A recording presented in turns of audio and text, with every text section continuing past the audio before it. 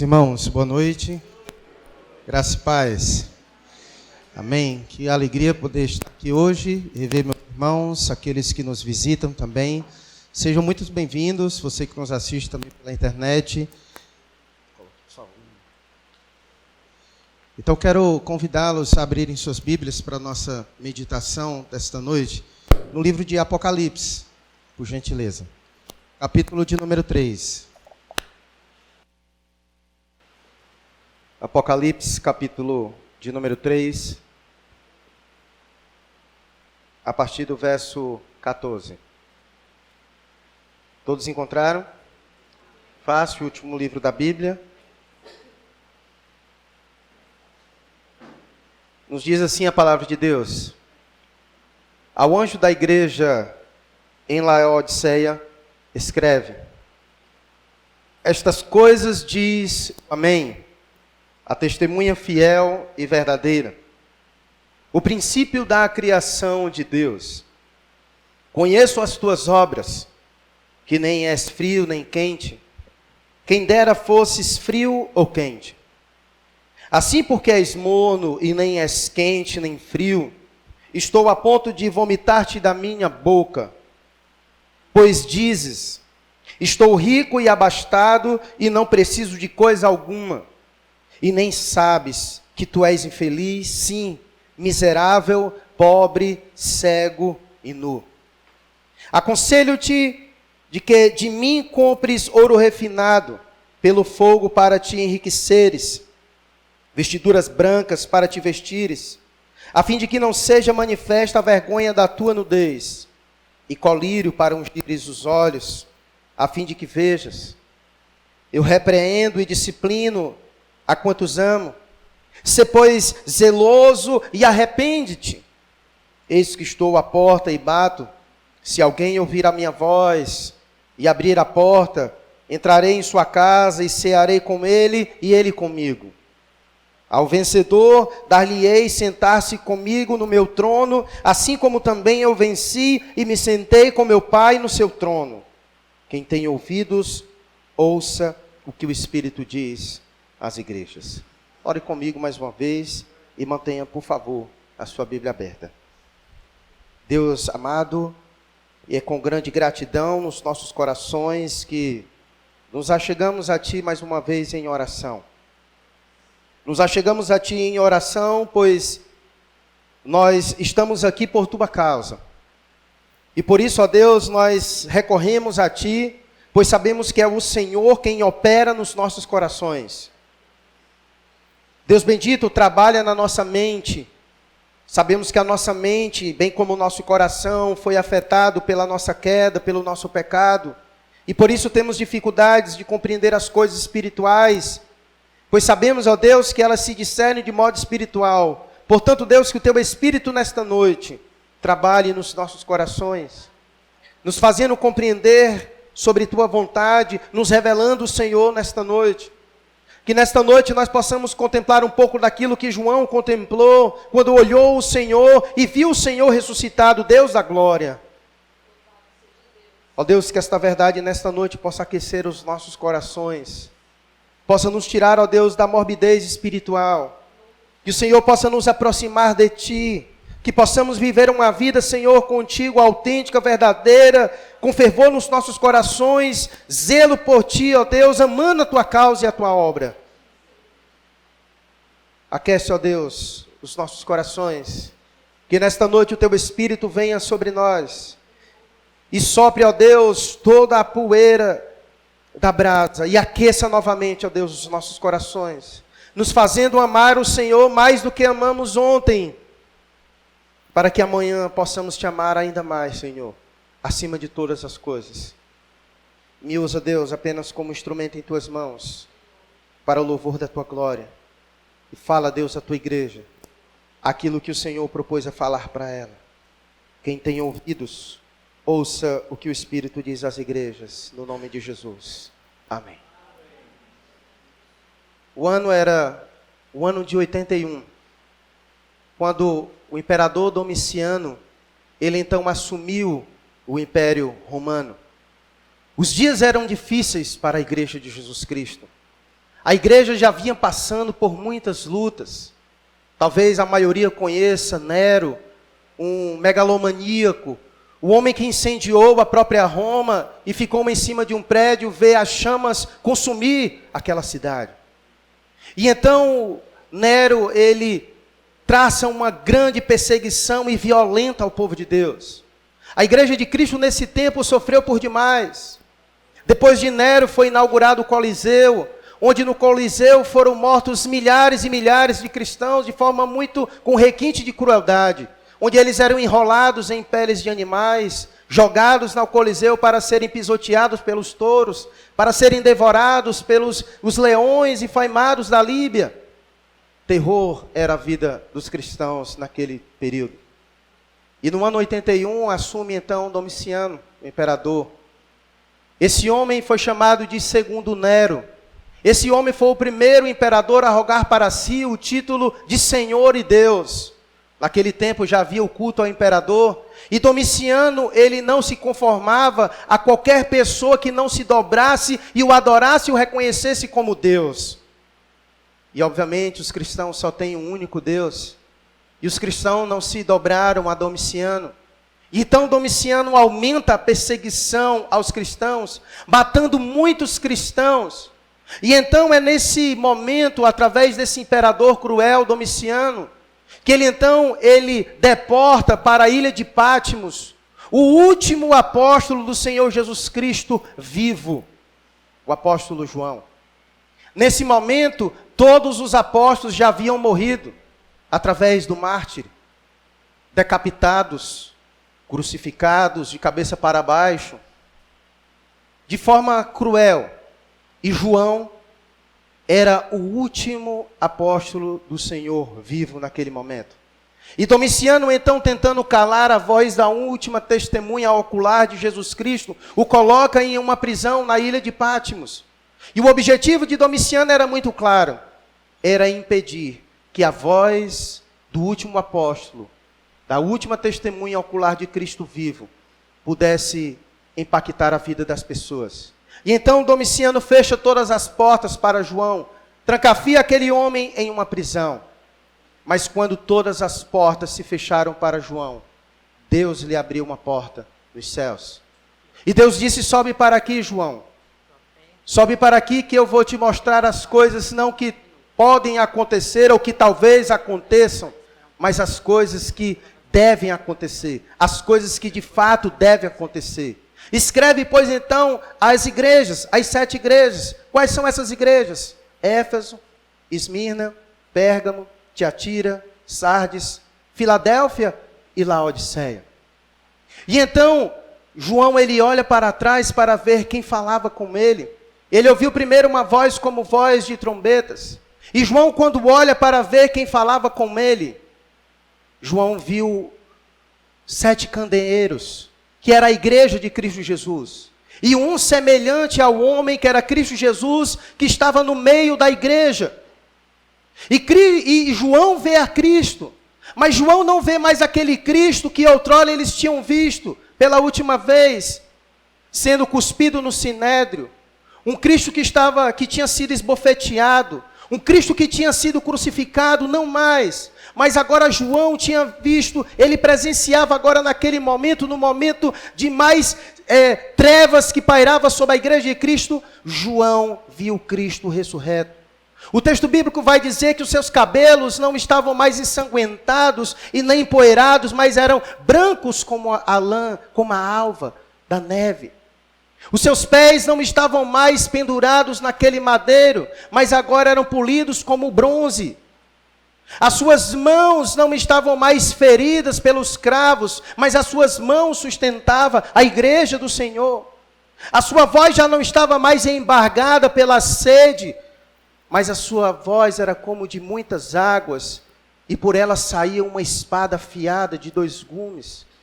Os seus olhos já não estavam mais empapuçados de sangue, de tanta porrada, de tanta peia que ele sofreu, mas os seus olhos eram como chamas de fogo. E diante daquela visão, daquele Cristo ressurreto que João viu, ele então cai por terra. Ele não consegue ficar de pé diante de tremenda glória que estava diante dele. João então cai, se ajoelha diante do Cristo ressurreto. E o Senhor coloca a mão direita sobre a cabeça de João e diz: João, não temas. Eis que eu estive morto, mas agora estou vivo pelos séculos dos séculos e tenho a chave da morte. Meus irmãos, nós não servimos a um Cristo que estava vivo e está morto. Mas nós servimos a um Cristo que estava morto, mas vive, está vivo, está aqui agora e reinando pelos séculos dos séculos. É esse Cristo que nós precisamos crer, trazer aos nossos olhos, lembrar quem nós servimos. E foi esse Cristo que João viu. E João viu esse Cristo no meio da igreja, no meio dos candeeiros. Para que ele estava ali? Porque Cristo é o cabeça da igreja. Ele está no meio da igreja. E ele estava lá no meio da igreja que João viu. E ele estava ali para sondar a sua igreja, para ensinar a sua igreja, para falar a sua igreja como ele faz nos dias de hoje. E eu creio piamente que Cristo está aqui no nosso meio. E é por saber que ele está hoje aqui, é que nós estamos aqui. Porque Cristo está aqui no nosso meio. E então, Cristo diz a João: escreve essas coisas e envia às igrejas. Quais eram as igrejas? Éfeso, Esmirna, Pérgamo, Tiatira, Sardes, Filadélfia e Laodiceia. E é interessante que nas cartas que João envia, 2 estribilhos eles são bastante presentes. Nós vamos falar sobre o primeiro agora. E vamos falar sobre o último depois. Mas o primeiro estribilho que fica muito claro em todas as cartas que João envia às igrejas, em especial 5 delas. Você vai ver essa repetição no começo de todas essas 5 cartas que ele escreve às igrejas, das 7. Ele vai dizer: conheço as tuas obras.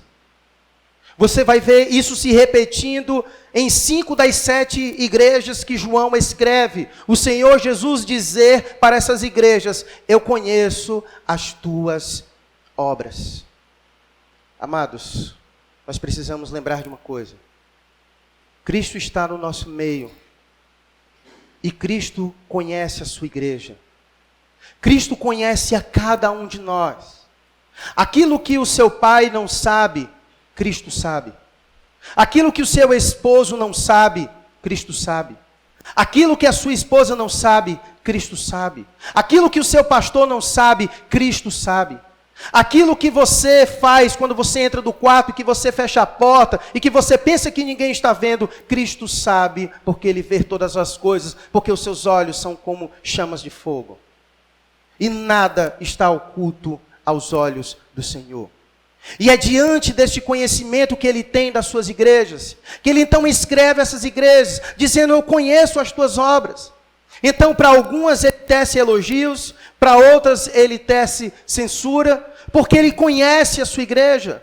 Ele conhece todos nós, Ele nos conhece no mais íntimo dos nossos corações. Inclusive, Ele conhece o que você está pensando agora, o que passa no teu pensamento. Cristo conhece você mais do que você conhece a si mesmo. Cristo conhece. Cristo conhece. Por isso, há esse estribilho que se repete em todas, quase todas as cartas que ele escreve, as 5 delas. Conheço, pois, as tuas obras. E para uma única igreja, Cristo não traz nenhum elogio, só censura. Sabe qual é essa igreja? A igreja de Laodiceia. Essa que nós acabamos de ler. E que eu quero lhe convidar a olhar para o texto mais uma vez.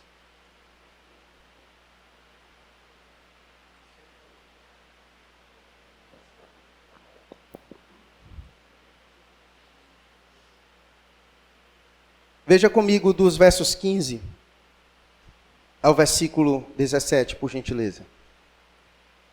Ele diz: conheço as tuas obras, que nem és frio, nem quente. Quem dera fosses frio ou quente. Assim, porque és morno e nem és quente nem frio, estou a ponto de vomitar-te da minha boca.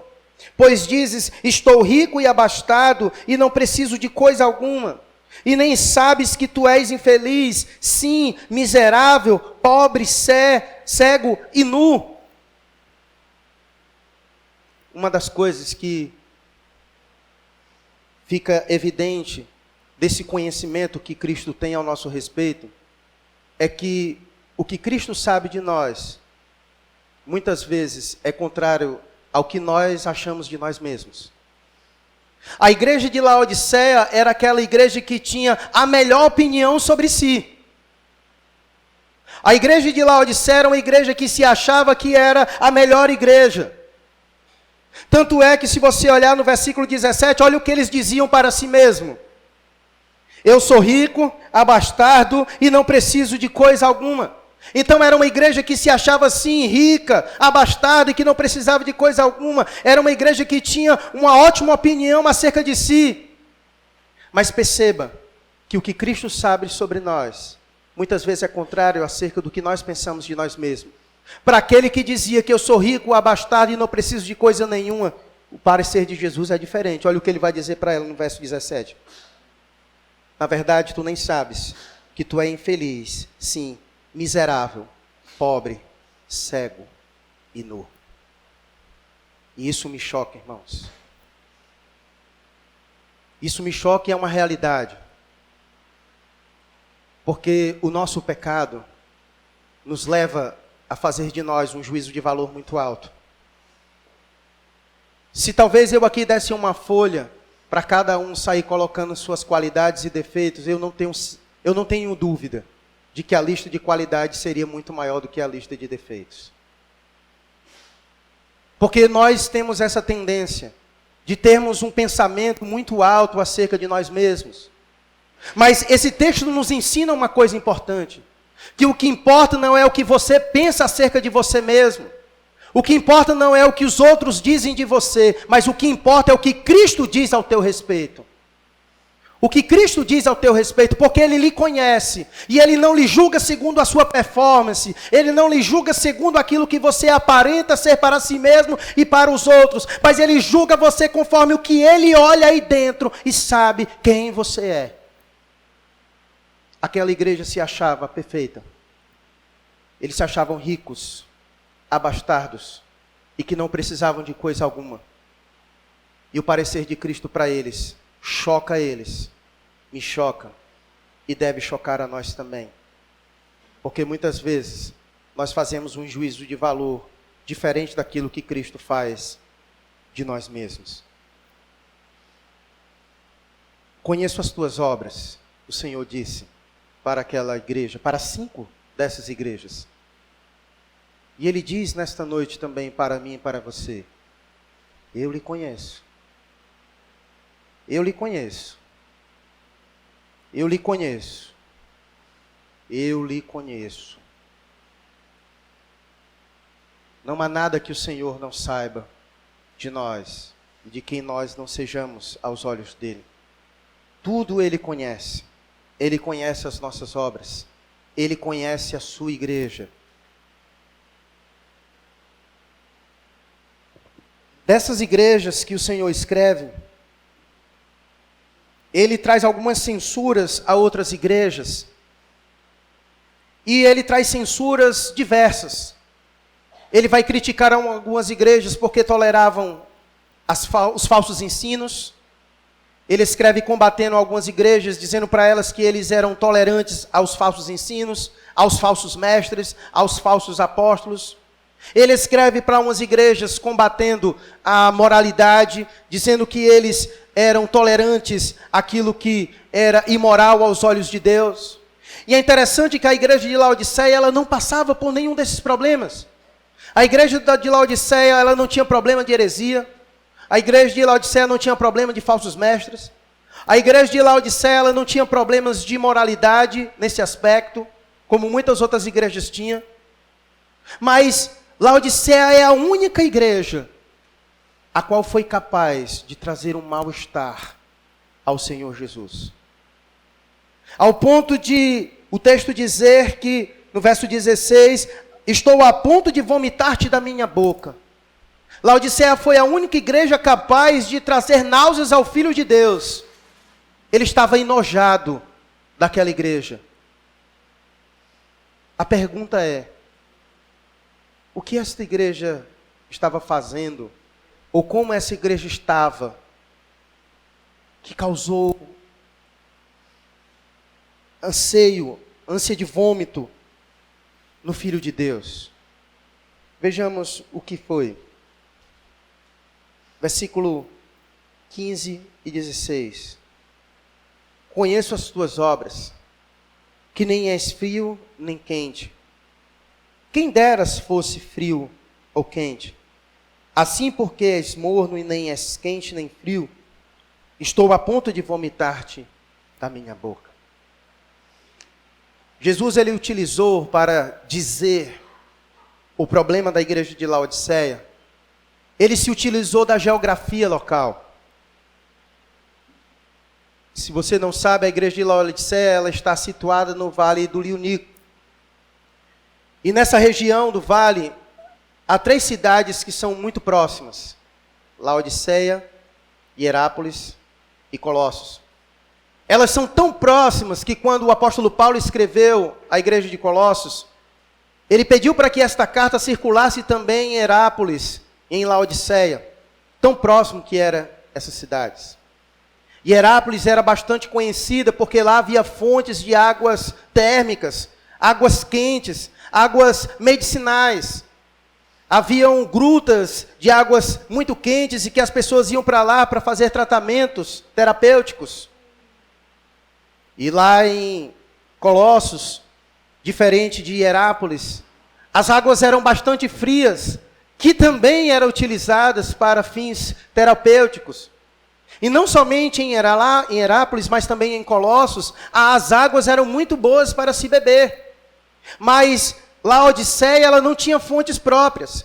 Então, o que ela fez? Ela desenvolveu um processo de arqueduto, onde ela trazia a água desses lugares até chegar nela. O que acontecia é que, no trajeto que a água vinha pelos arquedutos subterrâneos, ela chegava em Laodiceia morna. Ela saía de Colossos fria, mas chegava morna. Ela saía de Hierápolis quente e chegava morna. Então, ela, quando chegava lá, não prestava para nenhum fim terapêutico e nem para a bebida. Por isso que Jesus usou da geografia para dizer, olha, vocês são como as águas de vocês, que nem é fria e nem é quente, é morna. E as pessoas que tentam beber essa água, sempre cospe ela, sempre bota para fora, porque é muito ruim. Assim sou eu diante de vocês. Vocês nem são frios e nem são quentes. E eu estou a ponto de vomitar-te da minha boca. Mas o que o Senhor quis dizer? Que eles eram mornos.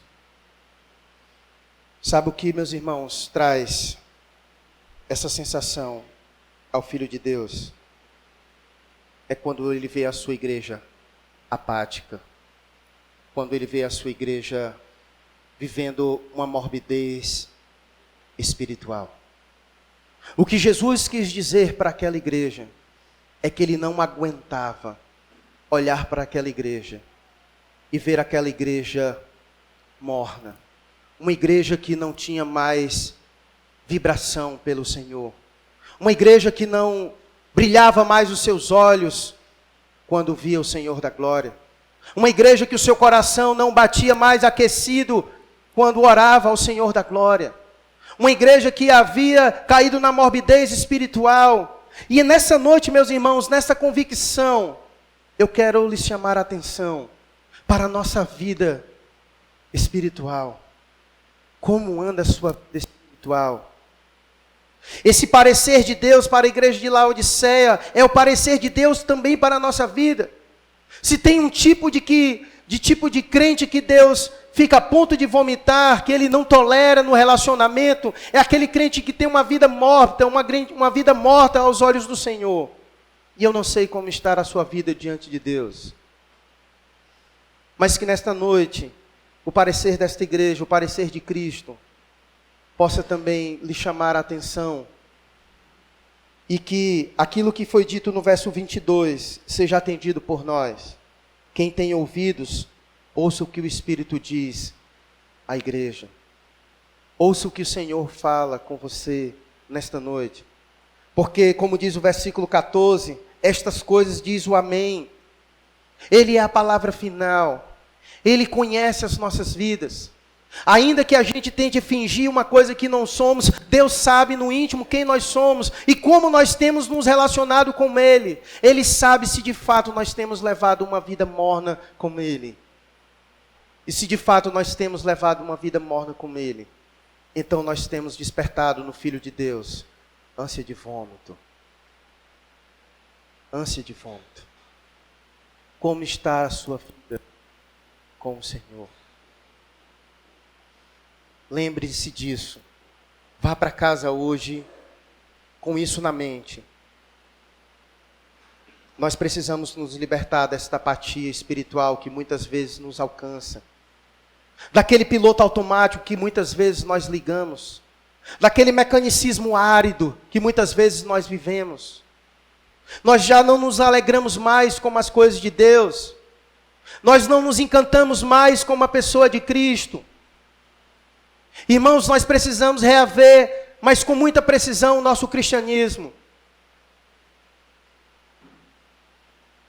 Nós precisamos ter fome de Deus, sede pelas Escrituras. Nós precisamos nos voltar à oração. Veja como está a sua vida.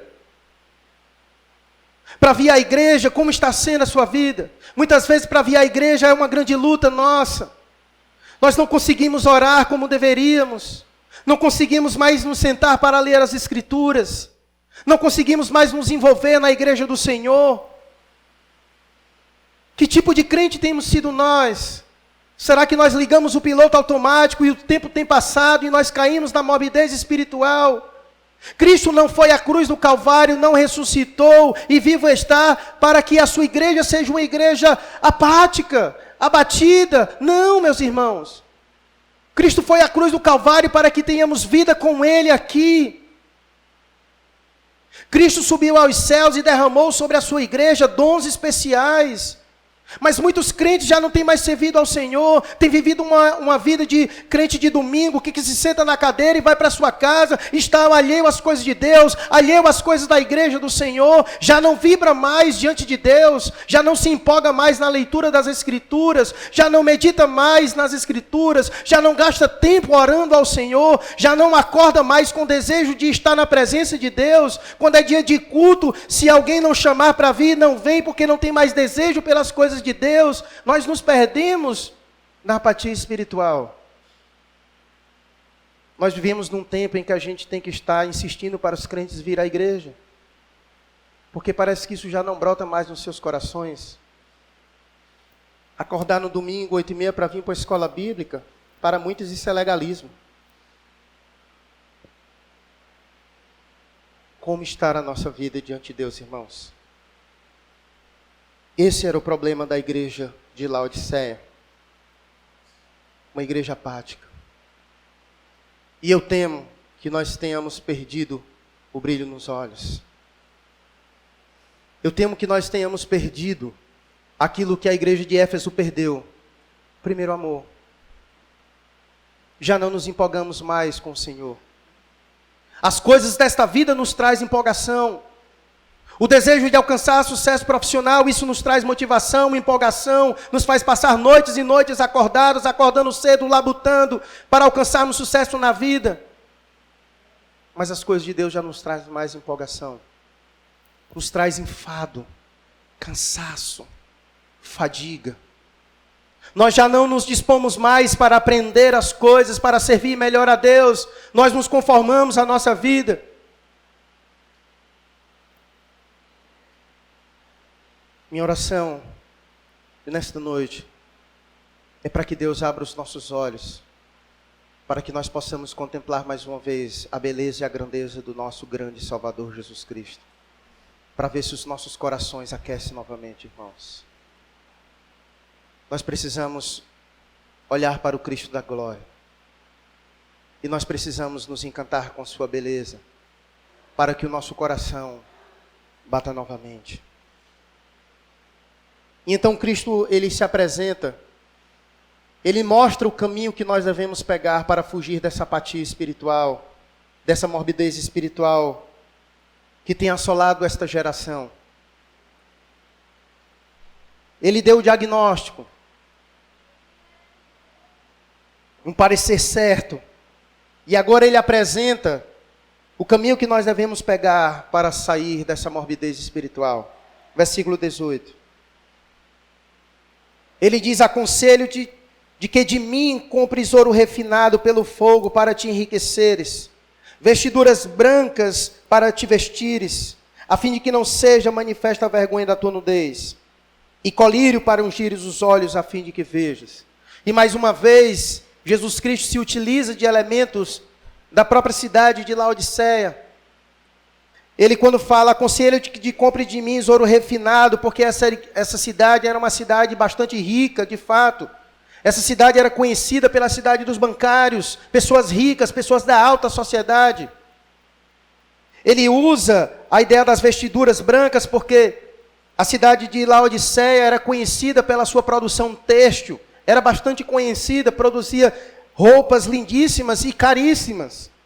E ele utiliza o colírio, porque Laodiceia produzia colírios maravilhosos. E então ele utiliza da própria situação da cidade para se apresentar como um mercador. Eu tenho um produto, e esse produto é de graça e ele é infalível. E ele então direciona aquela igreja a ninguém mais do que ele. Olha como ele diz no verso 18: aconselho-te de que compres de mim. O Senhor Jesus naquele momento direciona aquela igreja. O único caminho para vocês sair dessa apatia espiritual é vocês se voltarem para mim. Para mim. Infelizmente, nós vivemos numa geração do show business. Nós vivemos em uma geração onde as pessoas, elas procuram fervor espiritual nos shows gospel. Elas procuram fervor espiritual no mercado atual gospel. Mas elas não encontram mais em Cristo o verdadeiro fundamento para aquecer os nossos corações diante de Deus. Meus irmãos, se Cristo não for suficiente para aquecer o nosso coração, não existe fumaça nem jogo de luz que vai dar jeito. Não adianta na hora do culto a gente ser forçado por todos esses elementos a adorar a Deus, se Cristo não for suficiente para bater o nosso coração acelerado. Se você precisa de luz, se você precisa de fumaça, se você precisa de performance de homens aqui na frente, para que o teu coração bata, então você perdeu o encanto de Cristo Jesus. Ele deve ser suficiente para bater o teu coração, para levar os teus joelhos ao chão, quando João olhou para o Cristo da glória e não conseguiu ficar de pé de tamanha glória diante dele. Se Cristo não for suficiente para isso, nada mais será. Nós precisamos olhar para Cristo como aquele homem que achou o tesouro no campo, que reconheceu o valor daquilo, vendeu tudo o que tinha para comprar aquele tesouro. Como aquele outro homem que achou a pérola perdida no campo e que vendeu tudo quanto tinha para comprar aquela pérola. Os nossos olhos precisam se encantar novamente com Cristo Jesus. Talvez os nossos olhos estão encantados demais conosco mesmo, como a igreja de Laodiceia, que era uma igreja que olhava para si e se achava rica, bastarda, e que não precisava mais de nada. Ou os nossos olhos estão encantados demais conosco, ou então os nossos olhos estão encantados demais com este mundo, e perdemos Cristo de referencial. Por isso ele disse: aconselho-te que compres de mim, que compres de mim, diz o Senhor Jesus, de mim que você deve comprar, de ninguém mais. Eu não sei você, mas tive o prazer de conhecer alguns lugares. E coisa maravilhosa é quando os nossos olhos veem uma paisagem. E a gente fica encantado com tamanha beleza. E o nosso coração, ele reage àquilo que os nossos olhos veem. E a gente fica emocionado com tamanha beleza que os nossos olhos estão contemplando. E a gente fica tão impactado com aquilo que os nossos olhos veem, o nosso coração fica tão transbordando, que quando a gente volta, a gente compartilha com outros amigos e diz: a gente precisa marcar uma viagem, porque vocês precisam ver aquilo. Vocês precisam sentir aquilo que eu senti. Vocês precisam ver aquilo que os meus olhos viram. Ele ficou encantado com aquilo que os seus olhos viu, e ele não consegue segurar tamanha beleza, ele quer que os outros também vejam, como aquela mulher samaritana que quando viu ao Senhor, ela foi na sua cidade, chamou as pessoas, porque ela tinha encontrado o Messias. Muitas vezes perdemos isso. Nós precisamos olhar novamente para Cristo, para que os nossos olhos se encantem novamente com Ele, para que o nosso coração bata mais acelerado, de maneira que a gente saia neste mundo afora, querendo que as pessoas também vejam Cristo da glória, para que eles sintam que o nosso coração está sentindo. Mas se as pessoas olham para nós e não conseguem mais ver brilho nos nossos olhos, fogo no nosso coração, elas não vão se interessar por este Cristo, porque há outras coisas que brilham muito mais nos nossos olhos do que o Cristo da glória. Talvez seja essa a razão, talvez não, essa é a razão da nossa morbidez espiritual. Essa é a razão da nossa derrota espiritual. É de Cristo, irmãos, que nós precisamos. Esse abatimento de espírito que nós sentimos é a nossa apatia, é a nossa distância de Cristo. E nós não devemos buscar cura em psicólogos, nós não devemos buscar cura em psiquiatras, nós não devemos procurar cura em palestras de coaching, em palavras motivacionais, de autoestima, não. Nós precisamos procurar em Cristo Jesus, em Cristo Jesus, porque Ele disse: aconselho-te de compres de mim, de mim. É em Cristo que nós devemos procurar. É nele que nós devemos procurar aquecer os nossos corações. Ele é o único que pode aquecer os nossos corações. Nós não precisamos recorrer ao mercado gospel para isso. Nós precisamos ir a Cristo Jesus. E como tem sido difícil, irmãos, nós irmos a Jesus. São tantas coisas na nossa vida. A gente acha mais fácil pagar consultas no psicólogo do que a gente gastar tempo orando, lendo as Escrituras, buscando a Cristo. É muito mais fácil a gente fazer isso. É muito mais fácil a gente botar na internet e ouvir uma palavra motivacional que nos motiva naquele momento, mas que não preenche o vazio que só Cristo pode preencher.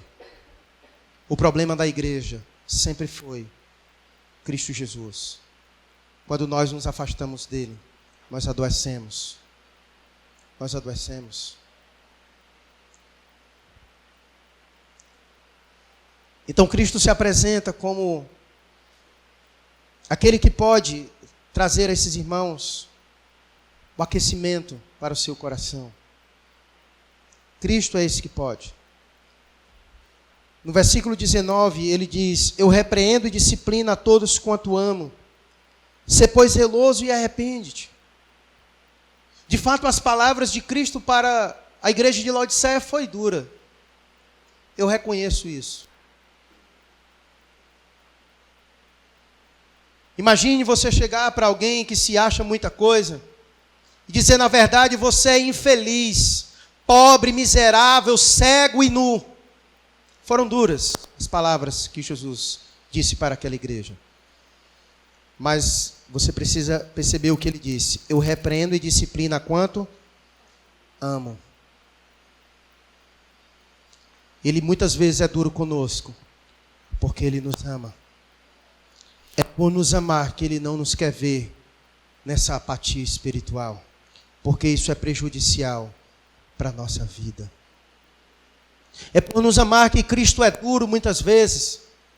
É por nos amar que muitas vezes Cristo nos confronta com a verdade. Porque Ele nos ama. Porque se Ele não nos amasse, Ele faria como a maioria das pessoas que fazem, que não nos ama. Diz aquilo que nós queremos ouvir, mas que não é a verdade. Como Cristo nos ama, Ele diz a verdade, ainda que doa, mas porque nos ama.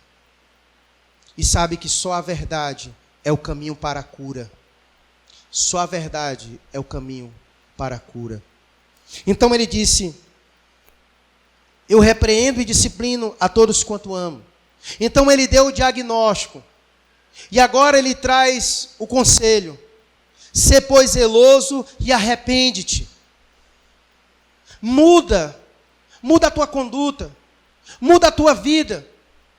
Porque não foi para isso que eu fui à cruz do Calvário, para você viver nesta apatia espiritual. Não foi para isso que eu fui à cruz do Calvário.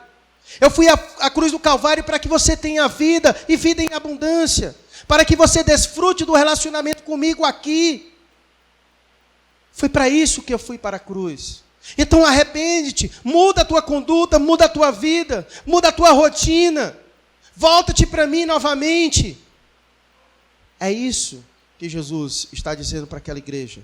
E é isso que Jesus também, nesta noite, diz para nós. E agora é que faz todo sentido quando você lê o verso 20, que é um versículo muito mal interpretado. Ele diz: eis que estou à porta e bato. Se alguém ouvir a minha voz e abrir a porta, entrarei em sua casa e cearei com ele e ele comigo. Muitas vezes usa esse texto de forma errônea. Jesus não está falando para descrentes, ele está falando para a igreja de Laodiceia.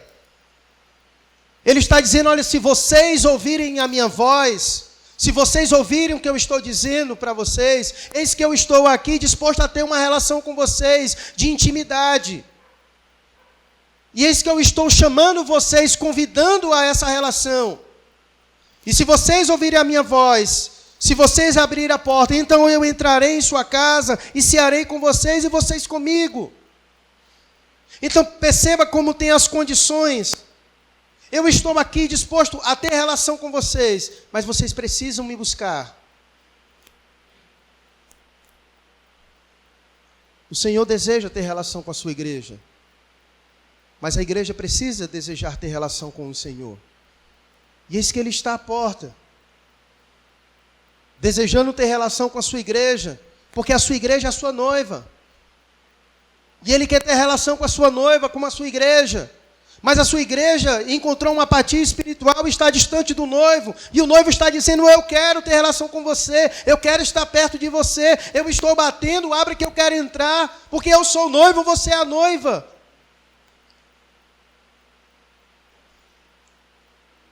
E aí ele diz: se alguém ouvir a minha voz, se alguém ouvir a minha voz, perceba a condição: se alguém ouvir a minha voz. Talvez já tenha tempos que o Senhor esteja falando isso com você. Talvez já tenha tempo que o Senhor está lhe convidando a essa relação mais íntima. Já faz tempo que o Senhor lhe chama a estar mais perto dEle. E você ouvindo, e nada muda, e nada se arrepende. E continua na apatia espiritual. E continua distante de Deus. E continua sem orar. E continua sem ler as Escrituras, e continua sem buscar ao Senhor, sem empolgação nas coisas de Deus, e cada vez mais vai ficando mais morno, morrendo espiritualmente, pela apatia espiritual.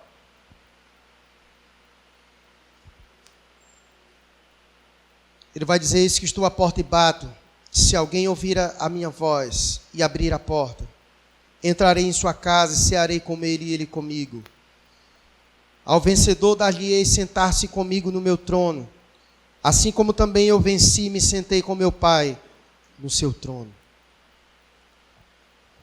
A gente tem uma esperança muito maravilhosa de que estaremos com o Senhor na glória, mas esquecemos que só vai estar com o Senhor na glória aquele que estiver primeiro intimidade com Ele aqui.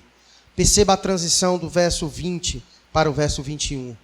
Primeiro eu bato a sua porta, entro na sua casa, você se relaciona comigo e eu com você, depois você se senta comigo no meu trono. Primeiro aqui, depois lá.